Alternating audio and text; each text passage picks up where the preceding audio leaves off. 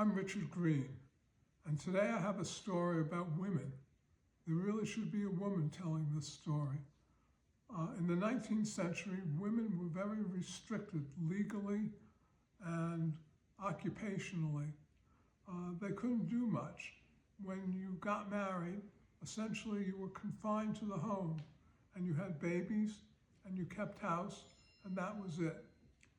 Thus, there were many ways in which women struggled to be relevant in the world.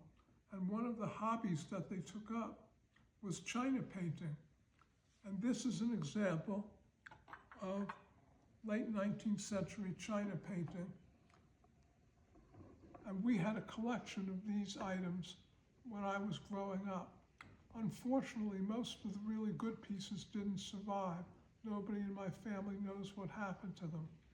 But these few pieces did survive, and they're wonderful examples of 19th century china painting.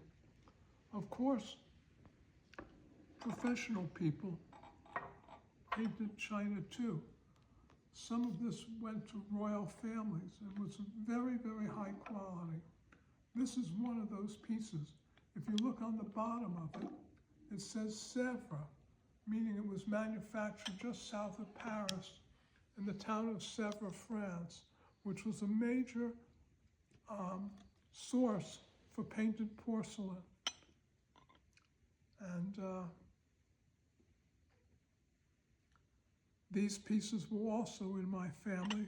They were purchased by my grandmother, Bertha Denson, who was known as in the family as Birdie. Birdie was also the woman who owned the Eastern Corrugated Container Corporation, where my father and my uncle, Birdie's oldest son, Paul, worked. So my Uncle Paul and my father Abbott ran the Eastern Corrugated Container Corporation, but Birdie was the boss. And this was her stuff that I inherited from her. Here's another piece whose origins I don't know. I presume it was Sèvres, but that's just a presumption because it's not marked, and there's no way I can tell for sure. But this is an example of fine china painting coming out of France, and some of the stuff that Birdie had came out of Germany too. Dresden, the city of Dresden, was a big source of painted china. But